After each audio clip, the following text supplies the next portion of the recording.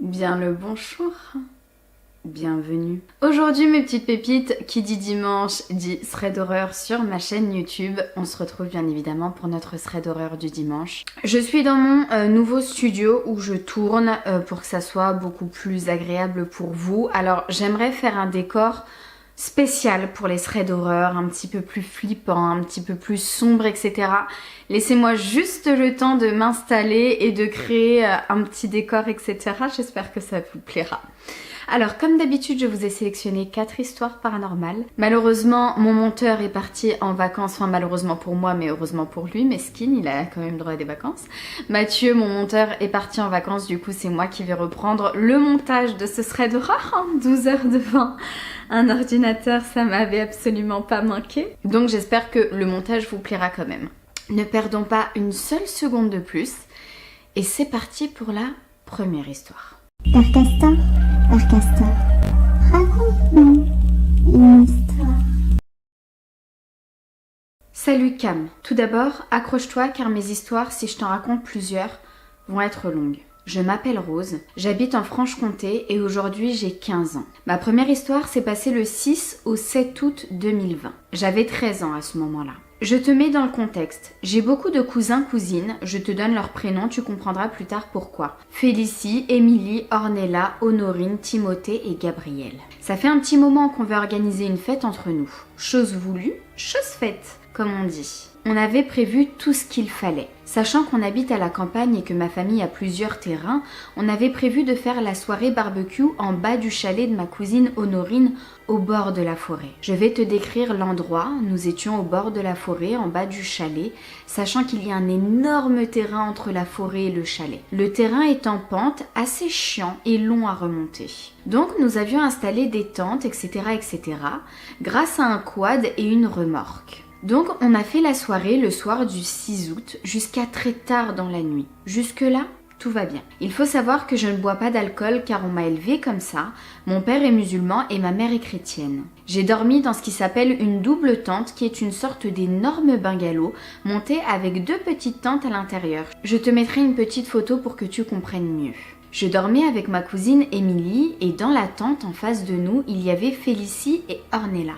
Le lendemain matin, vers 8 h, je me suis réveillée tranquillement. Il faut savoir que j'étais du côté de la fermeture de la tente, ce qui veut dire que si ma cousine Émilie voulait sortir, elle m'aurait forcément réveillée. Mais non, je suis seule dans ma petite tente, je regarde dans la tente d'en face, personne. Et là, je vois une ombre qui ressemble au Slenderman à travers la tente. Mais cette ombre ne reste pas immobile. Elle tourne tout autour de la tente. Je suis paralysée de peur. Je crie une première fois « Il y a quelqu'un ?» me disant que ça devait être une de mes cousines. Dès le moment où je parle, l'ombre s'est arrêtée net. Elle ne bougeait plus. Et dès que le silence revient, elle se remet à tourner autour de la tente. Donc je recommence 2 voire 3 fois à demander s'il y a quelqu'un. Je suis tétanisée, je me mets à prier. J'imagine des scénarios absurdes et j'essaye de rationaliser. Je me dis que c'est sûrement les arbres, mais les arbres ne peuvent pas marcher. J'ai oublié de préciser que plus l'ombre fait des bruits de pas, plus j'ai l'impression qu'elle me regarde à travers la tente. J'ai peur et une dernière fois je crie « Il y a quelqu'un ?» Dans la tente, en face de moi, ma cousine Félicie apparaît et je lui demande « Mais tu m'as pas entendu? Est-ce que tu l'as vu ?» Elle a dû me prendre pour une folle, même moi j'avais l'impression de l'être. Elle me dit ne pas avoir entendu quoi que ce soit et je lui demande si elle avait ses écouteurs, elle me dit qu'absolument pas. Je lui raconte alors ce que j'ai vu ou cru voir. Elle ne m'écoute qu'à moitié. Le pire, c'est que je me souviens avoir envoyé des messages à toutes mes cousines, mais aucune réponse de personne. Je ne suis pas retournée sur les lieux depuis ce jour, mais cet été on compte refaire une soirée là-bas. Je te raconterai de nouveau si j'ai encore vécu des faits étranges là-bas. Et j'ai oublié de te dire que mes autres cousins-cousines étaient tous remontés au chalet, donc il ne restait plus que ma cousine et moi en bas au bord de la forêt. Ok, alors déjà moi jamais j'irai au bord d'une forêt dormir entre cousins-cousines, c'est mort, c'est le fait paranormal assuré. Il faut savoir que déjà t'es dans une ambiance un peu où t'es pas sereine. Si je comprends bien, ça s'est passé le matin, donc heureusement que ça s'est pas passé la nuit. Mais quand même que cette personne tourne autour de la tente, s'arrête dès qu'elle entend un bruit et retourne et te regarde, etc. Tu nous dis qu'elle ressemble à la silhouette de Slenderman, mais ça pourrait être juste un pervers ou un tueur en série. Enfin, pas forcément quelque chose de paranormal. Alors ça aurait pu être paranormal également.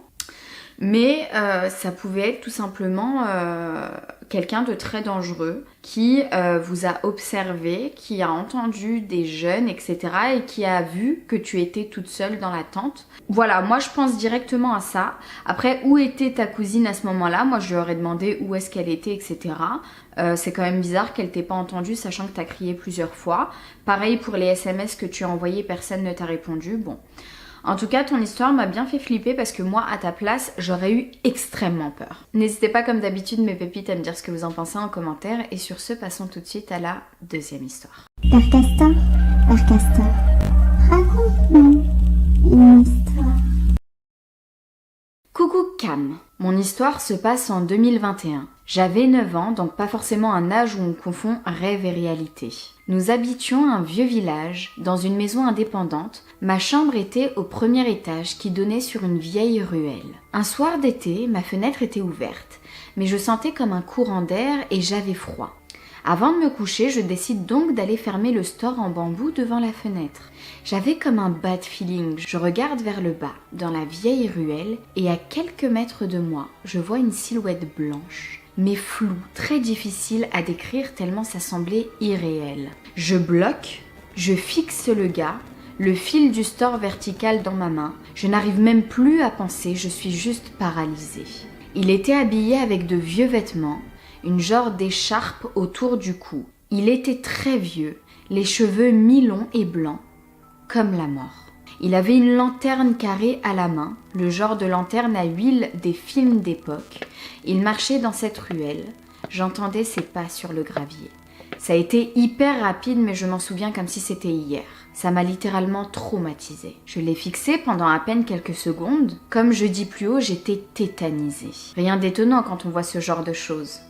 Tout de même, assez vite, je sors de ma torpeur et j'essaye de choper mes volets extérieurs sans faire de bruit. Mais là, le mec s'arrête net et me regarde droit dans les yeux. Et pas avec un regard gentil, avec une profondeur incroyable, des yeux de colère mélangés à de la tristesse et énormément de rancœur. Je suis horrifiée, je lâche le volet, je ferme même pas ma fenêtre, je cours dans mon lit. Mais là, j'ai une espèce de peur qui s'empare de moi. Je me mets sous ma couette en murmurant « ça n'existe pas, ça n'existe pas, ça n'existe pas ». Et je suis persuadée, j'en ai le sentiment que le gars est à côté de moi. Je me cramponne à ma couette, morte de peur, et au bout de quelques minutes qui m'ont paru 2 heures, le sentiment s'apaise. Et je finis par m'endormir. Aujourd'hui encore, je me souviens du sentiment de peur irrépressible de cette silhouette vaporeuse et de son regard terrifiant. Oui, moi d'accord. Comment faut dire? J'ai imaginé le vieillard là. La vie de ma mère, non, on va laisser la daronne tranquille. La vie de moi, je laisse pas la fenêtre ouverte. Imagine le mec, il s'évapore, tuc tuc tuc, et il vient dans ma chambre. Même toi, t'as senti qu'il était à côté de toi. Moi, je vois son regard, mais tu vois les volets là. Je fais ça, je baisse la fenêtre, je mets même mon armoire devant la fenêtre. Mais frère, c'est terrifiant ce que t'as vu, c'est terrible. En plus, qui se promène avec une lanterne comme ça, en mode année 1900? Non, ton histoire, elle m'a donné la chair de poule. Passons tout de suite, mes pépites, à la troisième histoire. Père Castor, raconte-nous une histoire. Coucou Cam, j'espère que tu vas bien, bien merci. Je m'appelle Chloé, j'ai 18 ans, tu peux citer mon nom, mais je ne souhaite pas que les noms des lieux dans lesquels ces phénomènes se sont produits soient dits. Promis, je les dirai pas. Je te mettrai les noms de ces lieux entre parenthèses pour que tu puisses en avoir connaissance. Cette histoire a été vécue par mon père. Tout d'abord, dans ma famille proche, aucun d'entre nous ne croit aux activités paranormales. Mon père, depuis mon plus jeune âge, me raconte cette histoire car celle-ci l'a beaucoup marqué. Depuis toujours, mes parents partent tous les ans en vacances dans la famille de ma maman. Elle habite dans les montagnes. Il faut savoir que lorsqu'on se rend dans la famille de ma mère, nous avons pour habitude d'aller se promener au bord du lac. Donc ils prennent une route que tous les deux connaissent bien. Après avoir passé la journée au lac, ils reviennent. Entre-temps, la nuit est tombée. Il est environ 3 heures du matin. Ah oui, il reste longtemps au lac, hein, tes parents. Les routes par lesquelles il passe sont étroites, sinueuses et il y a beaucoup de dénivelé.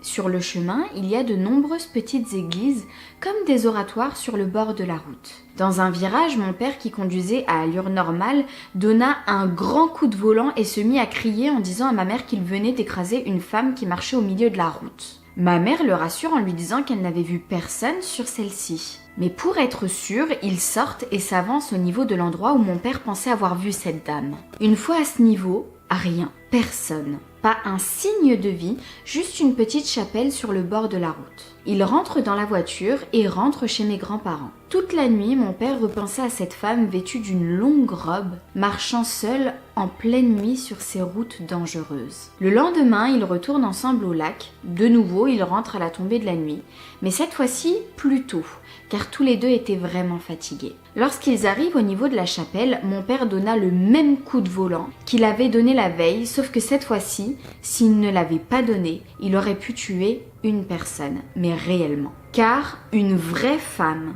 dans une robe claire, se tenait debout au milieu du virage en face de cette chapelle. Encore aujourd'hui, lorsque nous passons devant cette chapelle, il y a toujours une atmosphère pesante. Nous ne trouvons aucune explication rationnelle à cette histoire.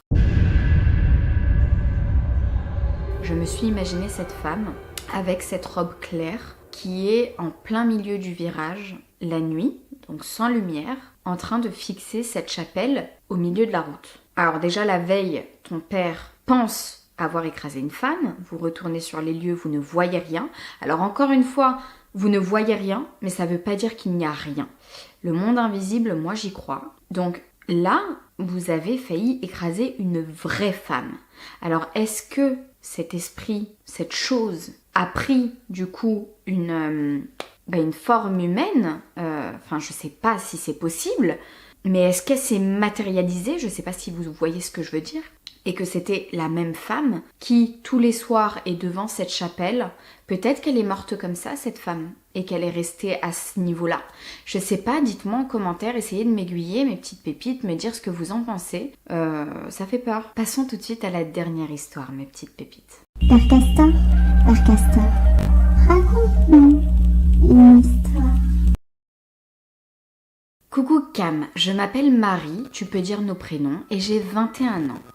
Il y a 4 ans, j'ai rencontré l'homme de ma vie, il s'appelle Mike. Il y a quelques années, mon copain a commencé à faire des paralysies du sommeil. Il voit toujours la même personne dans les coins de sa chambre. Avant lui, je n'avais pas vraiment connaissance de ce phénomène car personne de mon entourage en faisait. Bizarrement, il n'en fait jamais quand je dors avec lui. Mon copain a le sommeil facile, il s'endort très vite et facilement. À mon avis, c'est ce qui déclenche ces paralysies.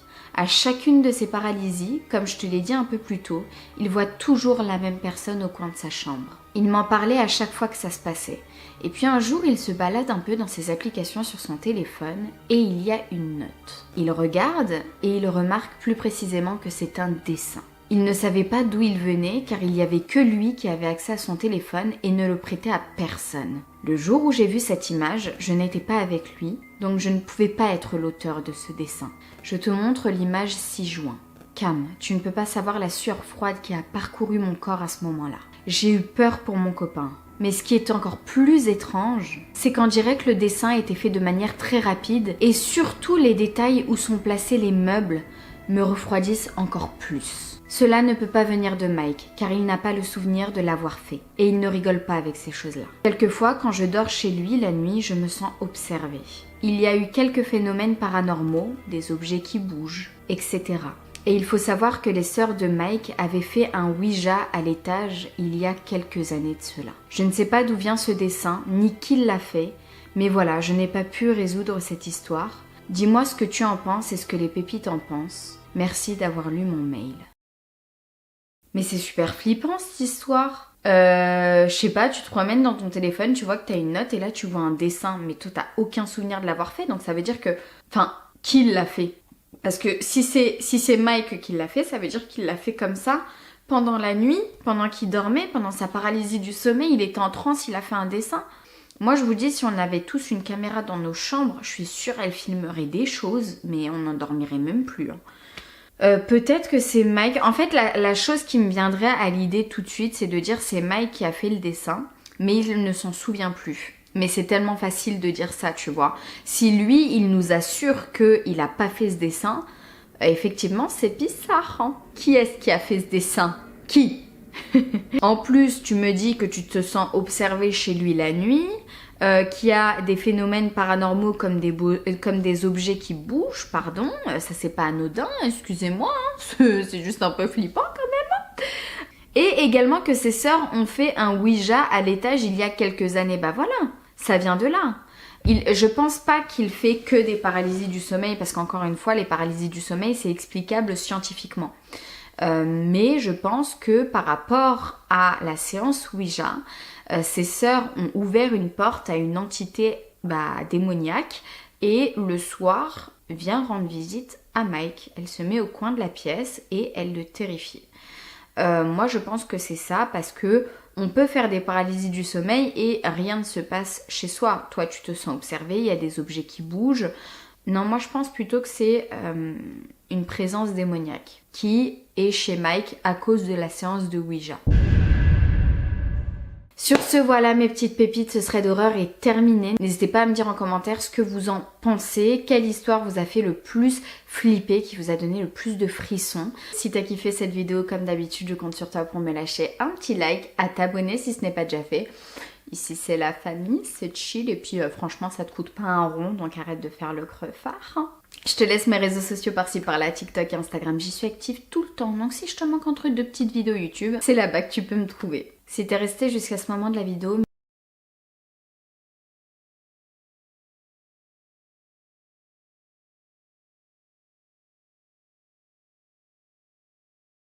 Ring around the rosy. When an enemy blocks and interrupts our attack chain, we can use But charm to be fair- prevent a counterattack. Vampires are supposed to be powerful. Voracious Bite can Jesus also be used during Christ! combat. He opened his mouth so wide I thought he was in the dentist. Voracious Bite can Wait, as an active perk, allowing us to regenerate some why health. is this... Why is this being like this? What is this? God damn it, why is the player being such a little bitch? 1 second, guys.